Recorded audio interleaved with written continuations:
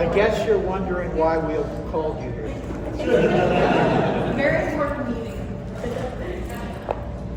Well, guys, welcome back to Days of the Dead. So happy to have you all back.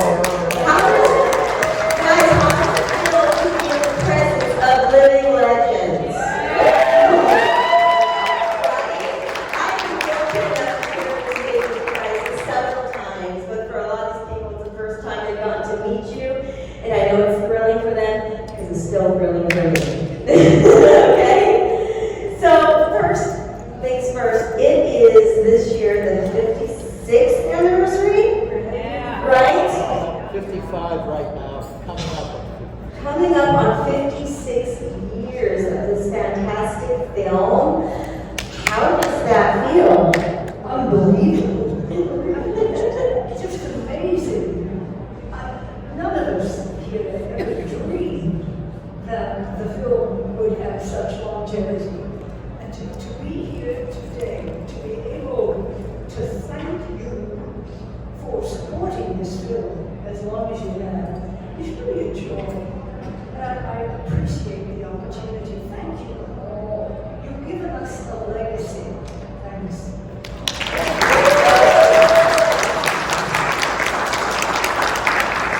So I would like each of you to tell me, how did you become involved in this film? Did you audition? Were you asked to be a part of it? What was that like? I was actually told that I was going to be woke up one morning and my mother said, honey, you're going to flip. Well, I was 9 years old. She said, you're going to be in a movie. So evidently my dad, who was Carl Hardman, who played my father, Harry Cooper, in the movie, he was involved with the guys from Lake Divish. They had all decided to make a movie and they needed a little kid to play a little monster. So there I was drafted. And I really loved horror movies by that point. And so when I found out I was going to be a little creepy kid, that I was thrilled. So I was very lucky. I just cannot believe how lucky, really. That's what. Do you remember in the movie where the body upstairs of the woman whose hand you saw was happening? Well, we had to remove that body. Guess who the body was? we rolled her up in that carpet, just dragged her. Well, George Romero and I started a small company making TV commercials and industrial films and business films in Pittsburgh in the very, very early 60s. It was probably about actually 1960. George, I never had any, I had interest in film, but I never imagined myself being in film. And George Romero's friend, Rudy Ritchie, who introduced me to George and George to me. Rudy Ritchie and I were in a live stage play as actors. And he said, I'd like to bring my friend George Romero back to meet you after one of the shows, which he did. And that was the first time I met George. But I was kind of taken aback by the fact that George would buy into a character in this, just prior to meeting him. He was enamored of a movie by the name of, just flew out of my brain just right now. It was, what's that? Last Man on Earth. No, it was not Last Man on Earth. It was Mel Ferrer playing Cyrano de Bergerac. George, in his inimitable fashion, would once he bought into a character or a film or that kind of thing, he kind of would then mimic that character. So when he showed up to our performance performance that night at the Pittsburgh Playhouse. He showed up as Cyrano de Bergerac, replete with black silk cape with red satin lining and spouting lines from Cyrano. I thought, this guy's a little bit overboard, to say the least. And it turns out that he was just an absolutely charming man. His passion was movies and films. And we became very good friends starting that night. And a few months later, he called me and asked me if I would be interested in being in a movie, in a film that he was filming called Expostulations. I thought, well, I've never done a film before, so I'll give it a try. That's how we all got started in the first place. And the commercial business that we started, surprisingly, mostly to us, was successful. It would be fair to call it avant-garde. There is nothing that was presented to us that we wouldn't try. And lo and behold, it kind of caught on. And a few years after doing that, the goal always was that we wanted to do what we called a real movie. We didn't know it was either we would get at the time, but we knew we wanted to do something that people could go to a movie theater and watch. To us, that was a real movie. TV commercials, not so much. And during the process of putting the early days of that together, we knew that Carl Hardman and Marilyn Eastman, who had an audio production company that did primarily for audio what we were doing in film. And we paired up with them. They agreed, and we formed a company called Image 10 Incorporated. There were 10 of us original partners, and we each put up $600 a piece in 1966, 67. $600 was a lot of money for us. But we pooled our money. Carl and Marilyn helped to bring in other investors. They brought in props, they brought in script ideas, they were complete collaboration partners, down to and including offering their daughter for them. So, I'm sorry, correction, it was Carl's daughter. A good correction. They were an on-screen couple, but Conrad and Carl were separate from Marilyn. At any rate, the collaboration came together, and what we're sitting here talking about now, 55, almost 56 years later, is the result of that collaboration. If anyone is interested, we had absolutely no idea that you folks, and folks like you all around the world, would support Night Roving Band to the tune that you have. That's still around 55 years later. And that, as Judith said before, we have to congratulate you for that. We didn't do that. We made the best picture we could at the time on the budget that we had. But you all made it what it is today. You made it last.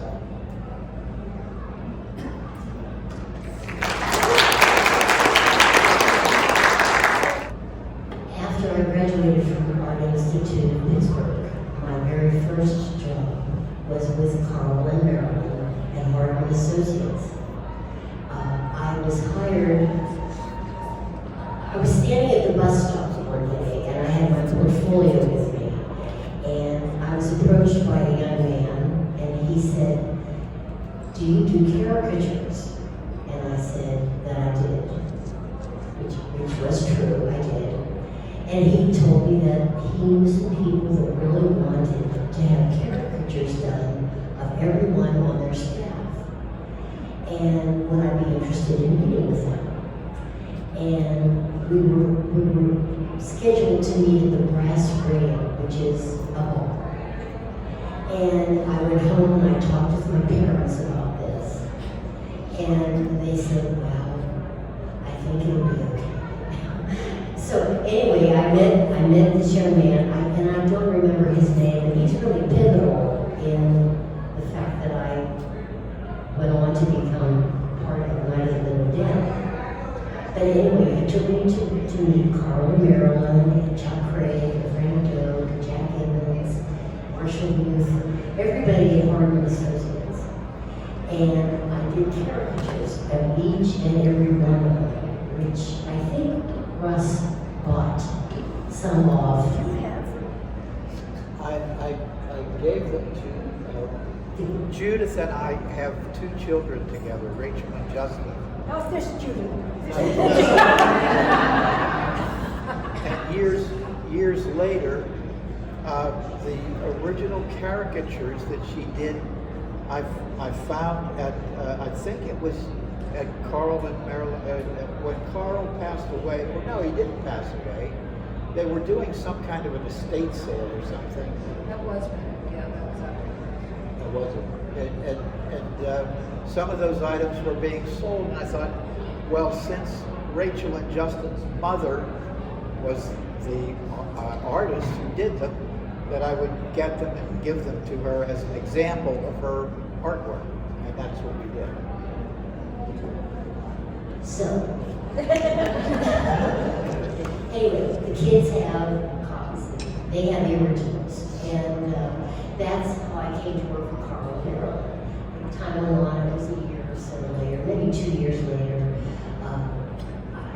Russ and George approached me about going to work for Latent Image, which is what I did.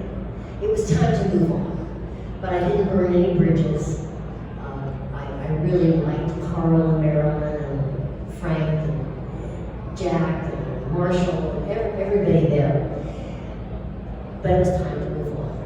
And it just so happened that at that time, the film was kind of in its very preliminary phases. And I became part of that. I just kind of walked into it. I don't really have any other word for it. I was a 21-year-old girl, and my social life was paramount to me. And I don't think I told very many people that I was in the film.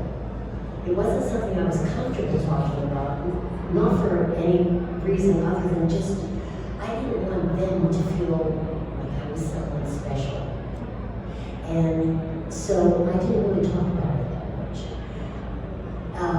Of course, going along with this, there was a lot of publicity and newspaper articles and such that were about the film and my likeness and that sort of thing would be in some of these articles. So everybody knew. We just didn't really talk because I was just more interested in partying. Being 21 years old? Yes, absolutely. So that's how I came to be part of Night of the Living Dead. It truly fell into my lap, really. Whether I was deserving or not. But I would have really been pissed off if I hadn't been chosen to be Judy in Night of the Living Dead. And Paula, how did you get involved? Well, I replaced Judy in Hartman Associates when Sheila. And I wasn't asked to be in the film, I was told to be in the film. I was an employee, and I worked all day at the recording studio, and then I have to go out and be in the movie. I also was 20 years old, and thought it was the best thing that ever happened to me. I just thought it was hysterical, did not take it seriously. Spent a lot of time in the kitchen in the old farmhouse discussing whether you would know if you heard a tree fall on the forest. that's the kind of thing we're talking about.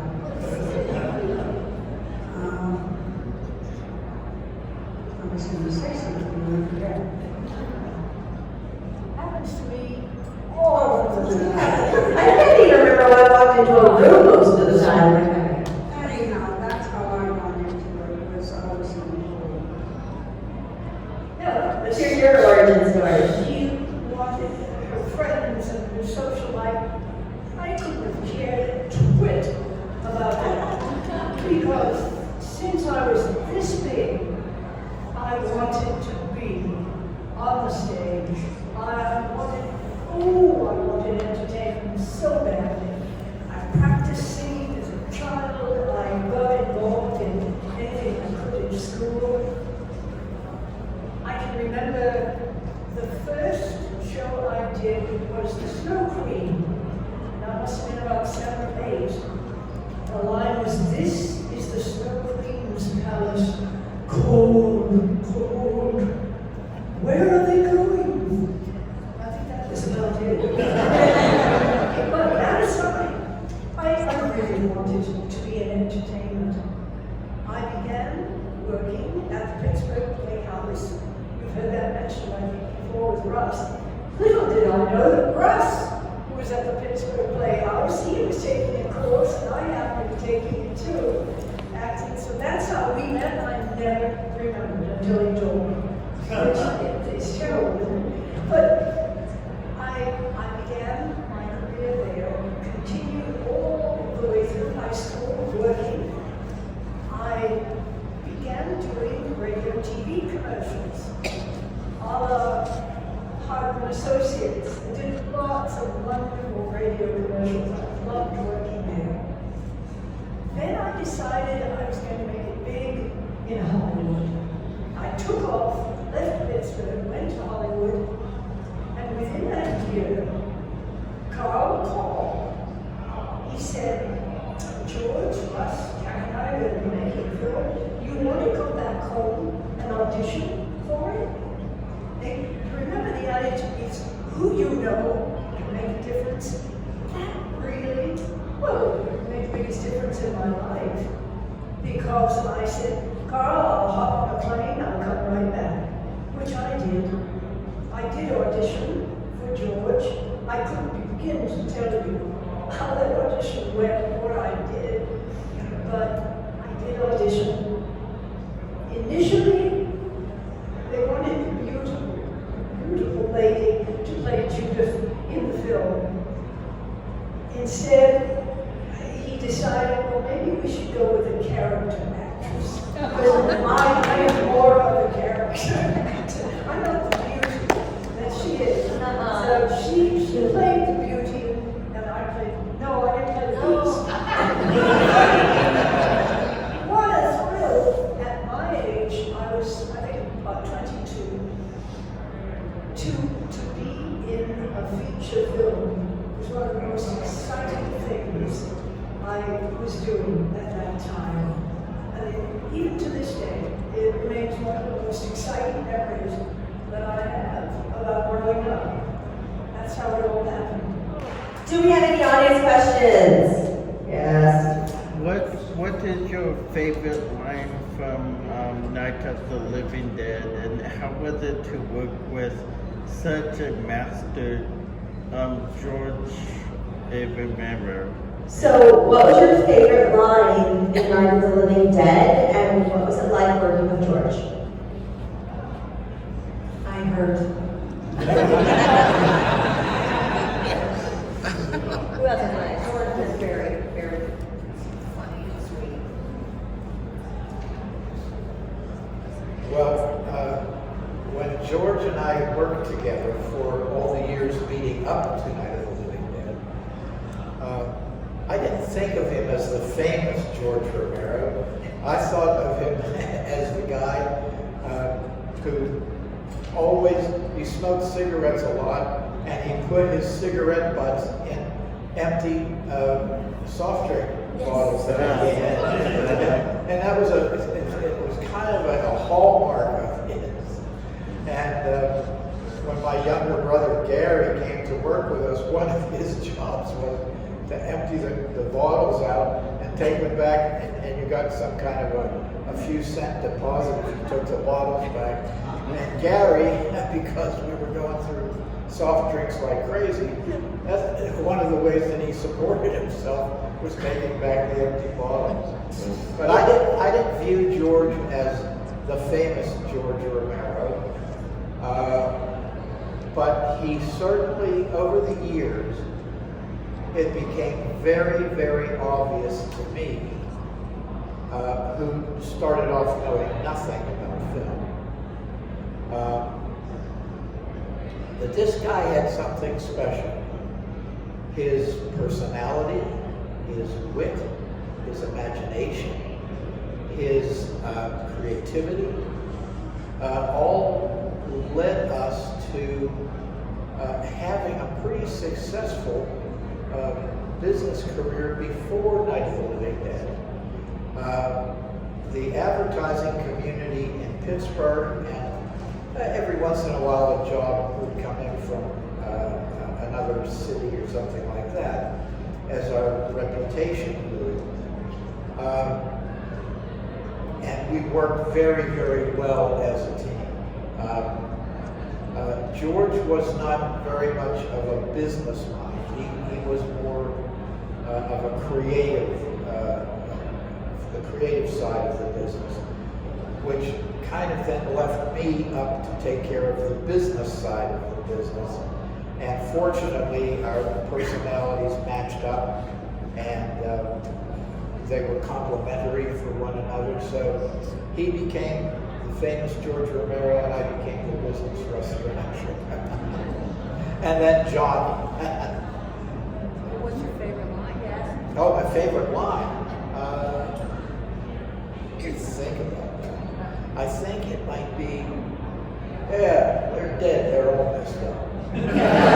that was actually George Costanza's ad-lib line. You all thought I was going to say, to get you, boy.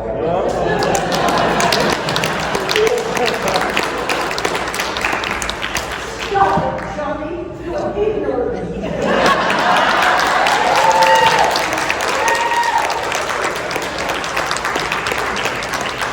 So that's your favorite line? And what was it like working with George? Oh, working with George was wonderful. He gave us such creative freedom. Well, we were all so young, and we were naive, we were new doing this, but he would tell us, this is what I'd like to accomplish in the scene. Here is the physical movement I like, but these are the ideas. If we did not have dialogue, and oftentimes we didn't, he would give us the freedom to be. Oh gosh, I tried so hard. I wanted so to be believable. He gave us the freedom to do that. He was also a funny man. If any of you have met him, the stories George told back then were wonderful. He put on an accent with it so often, but he was very intense. One of the most creative people I've met. I only wish he'd still be with us. It was a great experience.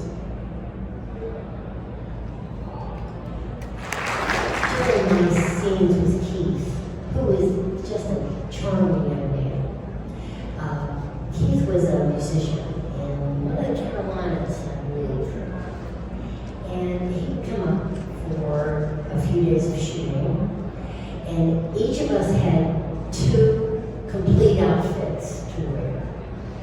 And Keith would always forget to bring the second outfit. So by the time he'd been there for 2 or 3 days, he was pretty rank. And there was this one scene where we're cutting bandages or something, and maybe we should call folks line comes into play. And at one point,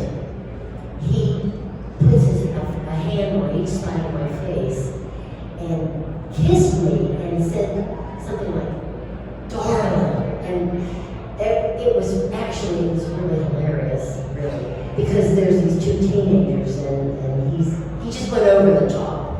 And so George said, Keith, maybe we could just back off just a little bit there.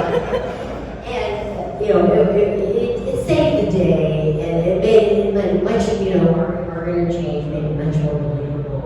But it was really kind of a funny moment, and we all laughed about it later. So.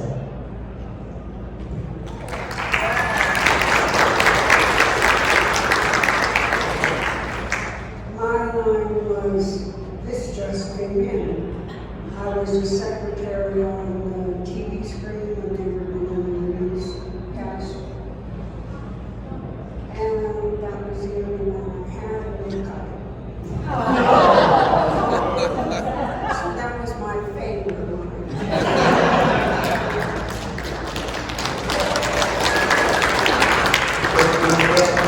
I'd like to add one more thing. This is real inside baseball for you, George Romero fans. George was not a confrontational person at all. He hated confrontation. And even in business meetings, George would not be confrontational. That was my job. But George, if he was asked to do something or in a proposed TV commercial or something like that, he would slip into one of 2 or 3 or 4 characters. But his favorite was Marlon Brando. He would also do Yul Brynner. So rather than dealing in the business world as George Romero, he would very often deal as Marlon Brando. And sitting with a group of advertising people, and they would say, well, how would you guys approach something like this? George would slip into Marlon Brando to the astonishment of everyone in the advertising audience. And then it was my job to try to translate. Here's how we would handle that. And but sometimes he was a little brother. And it was always good fun, but it also painted us, our company was the Linked Image, and it painted us as kind of oddballs, but kind of fun oddballs, and that's what attracted people to us. You would get honest answers from us, but they might come from Yul Brynner rather than George Romero. If I might add something, one of the stories that Russ has liked to tell over the years was during a time when he and George were in Southside. Southside is just a little community in Pittsburgh. And Russ's mother had come for Russ's birthday. And while she was there, one of these colorful characters from the neighborhood made a pit stop. And I'd like us to take it from there. This is an actual true story. George's birthday was on February 4th, 1940, and mine was on February 6th, 1940. So my mother and her friend, Ann Devlin, came to visit us. We're just getting started. And by the way, a friend of George's, both of ours, but more George's, decided to inaugurate our new business by giving him a cat, a little kitten, a tuxedo-looking kitten, called Fellini, and a monkey.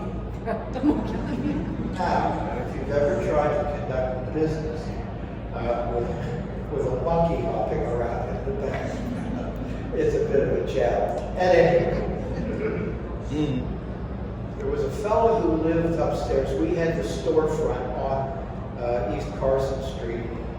People could just walk in off the street. And a fellow who lived upstairs that we didn't know. We knew that somebody lived in the apartment upstairs, but we didn't know it. Aunt Evelyn, my mother, and I think my brother Gary came down with a small birthday cake. This was in early February, and they were going to celebrate both my birthday and George's at the same time. Well, the musician, he got his name, the musician, we found out that night. He would travel around to the South Side bars, and he would sing. And sometimes they would give him, he would sing for beer, they would give him a sandwich, some food, whatever. That's how he became known as the musician, which we didn't know at the time. It was cold weather. He had a hunting jacket and a red and black hat on his head, like a hunting cap. And they're in there singing Happy Birthday, and who pops in but the musician to help finish singing Happy Birthday? First time we met him. And he's loaded.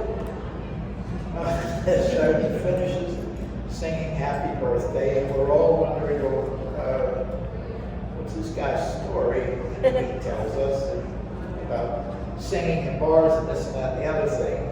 And then he goes into a bit of a reminiscence about how tough the soldiers had it in the Second World War. And there was no doubt they did. And then he went in part of his reverie into so tough that sometimes the soldiers had to eat out of their helmets. With that, he takes his hunting cap off, and it is filled with spaghetti and sauce. He takes his hat off to the horrification of my mother and Aunt Evelyn. She's coming down again. My God, where are you? What kind of people are you living among? And so if you can imagine someone coming in, taking their hat off, and it's filled with spaghetti with sauce. He finished, he told his story about the Second World War, put the hat back on, and went upstairs. And I don't think we ever saw him again. We weren't avoiding him, and he just never came around. Absolute true story. All right. I was just asking whether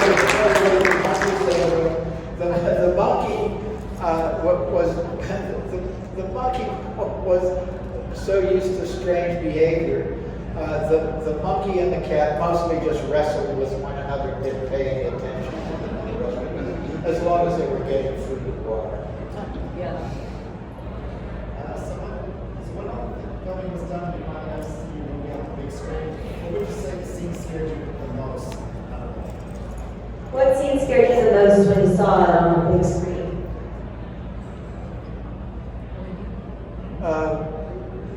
Well, because all the editing was being done in the room next door to my office, I was seeing all the work in progress.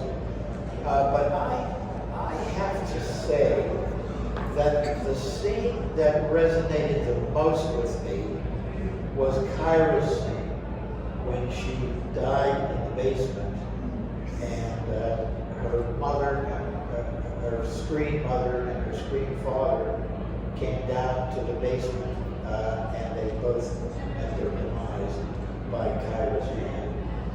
That was pretty terrifying. That hit me the same way the Janet Leigh shower scene in Psycho. Even to this day, in the end, that killing scene of Karen killing her mother it's disturbing. And that word, I think, is the best for me. Just disturbing. Because it was so incredibly well done with George's, the splash of blood, the sound of her crying, a magnificently done scene. But if I may, what scared me the most watching, first of all, having been my first feature film, to see myself up on the screen, I thought, what am I going to do? I'm I was amazed initially, but the magic of the story, the whole storyline, and the way it moved us along just sort of swept me up. And I got lost in the film and really sort of forgot that I was in it, but really enjoyed watching what was happening. The most frightening scene when he comes round with his glove, opens that door, takes me out amongst all those ghouls. That was terrifying. Not only to watch it on the screen, but it was one of the most terrifying scenes I have ever done on film. Ooh. I'm not sure that any scene really scares me. No, it's kind of disappointing because I love the movie and I love horror movies, but that one doesn't really have a lot of power over me because We're behind the scenes.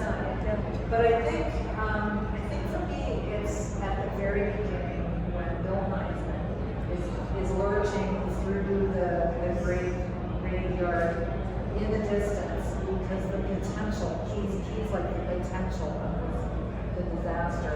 I think that's the thing that just gives me the creeps because you don't know yet what's going to happen. And I think he is my favorite ghoul ever. And I just think he just had the perfect look, the perfect movement. He gave good duel.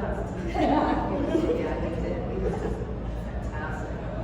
And I think it's him when you see him in the distance. First shots of him. Creepy. Yeah, for sure.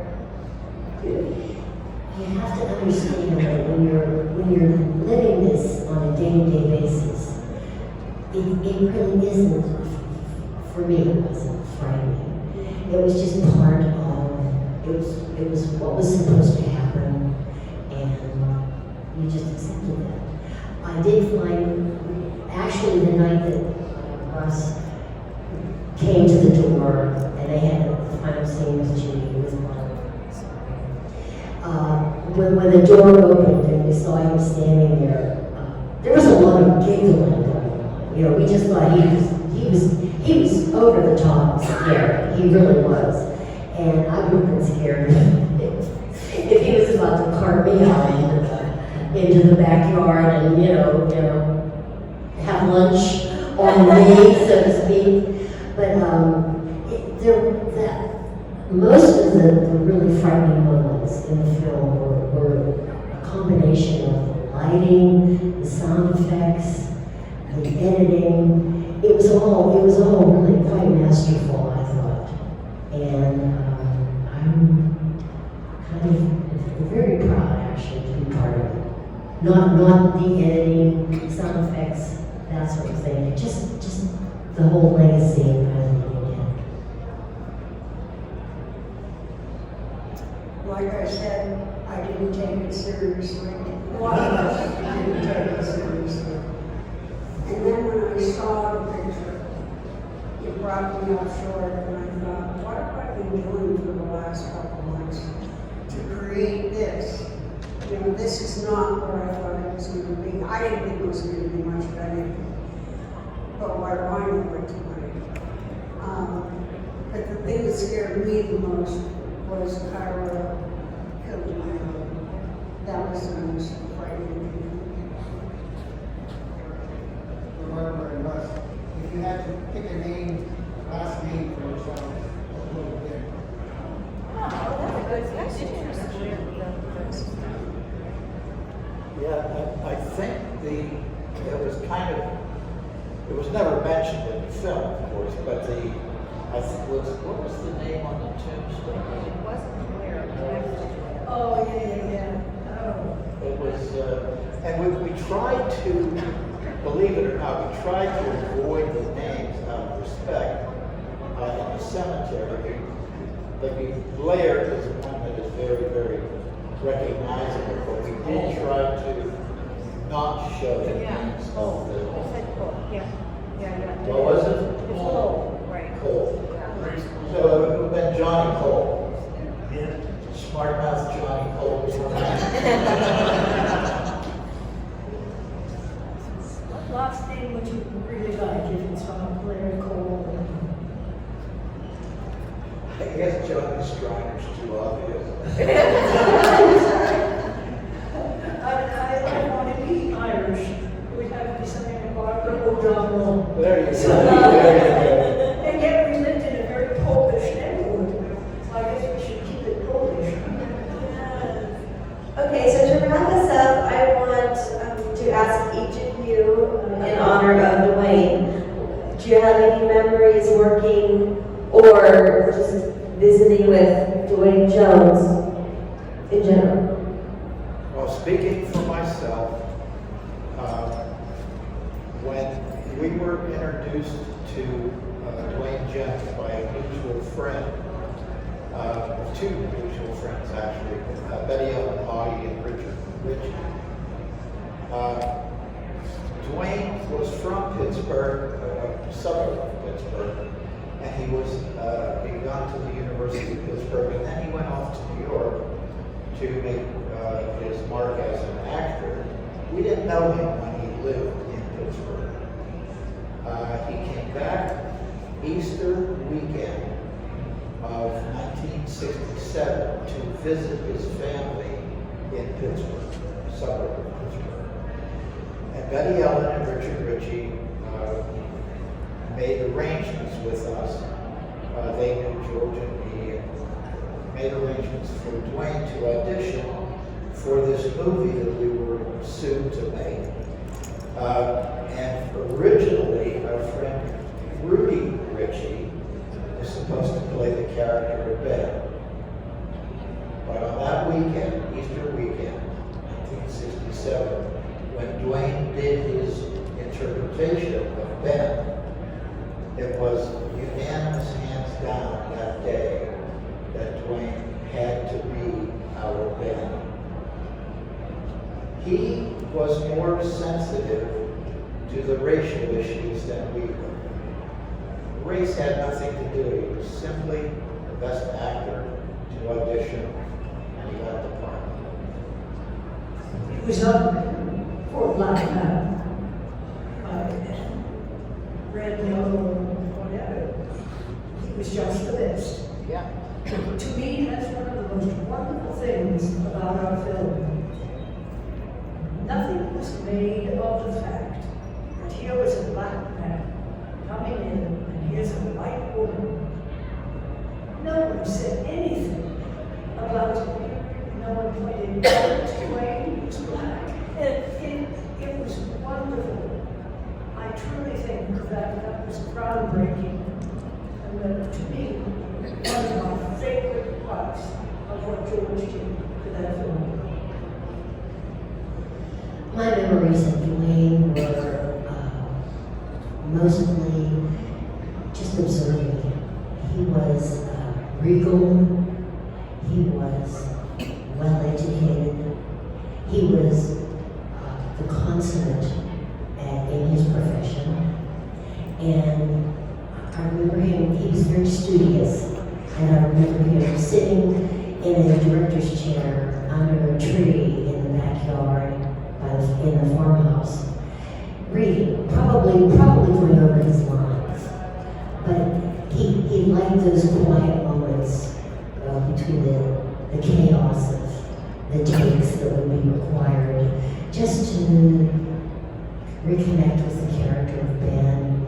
He was lovely, he was friendly, but he was a very subdued gentleman, and I just can't say enough good things about him. I was far enough down on the list that I didn't really have much contact with him. I worked all day while he was out on the film. And I didn't have much contact other than to think that he was quite a gentleman. And like I said, very quiet, very gentlemanly. I had one short scene with Dwayne, and I felt very safe with him. He just had sort of a demeanor about him that was kind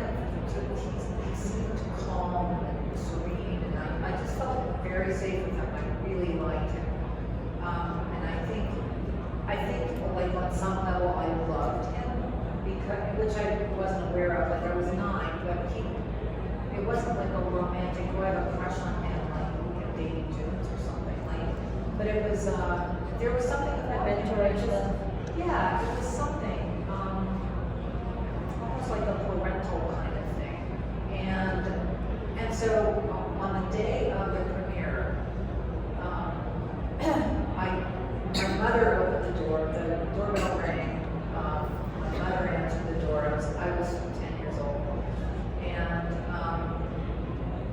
she came into the living room with like this box of a dozen roses, red roses. And she said, "These are for you." And I said, "What? They're for me." And there was a card, I guess, although I never saw it because she didn't show it to me. And because my question to her that day was, "Are they from Dwayne?" and she said, "Oh, I don't know, maybe they are." Well, they were from Image 10, but she never told me that. She let me believe that they were from Dwayne. It's still well to do that, you know. And it wasn't until years later when I mentioned it to my dad, and he said, "Those flowers weren't from Dwayne, they were from Image 10." All of that in the production company.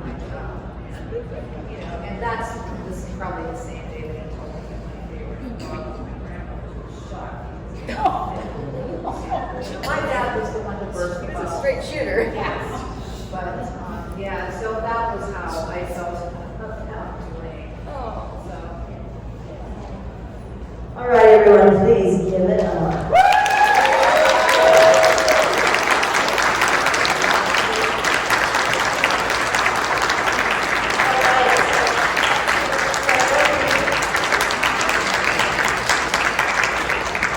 Thank you all very, very much on behalf of all of us and on behalf of George Romero and John Russo.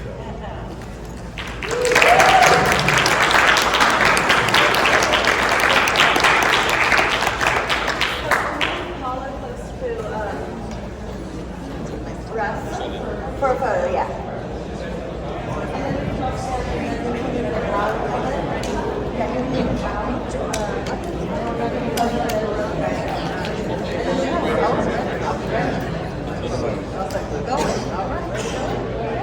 Right here is good.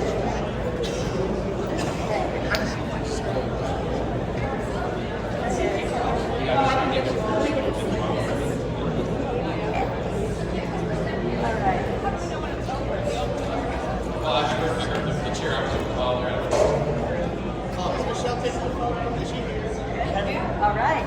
Thank you so very much. Thank you all. Thanks, guys, very much.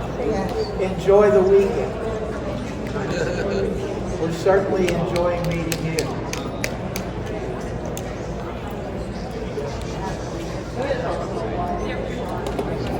Hey, Kenny. Who's this? How are you doing?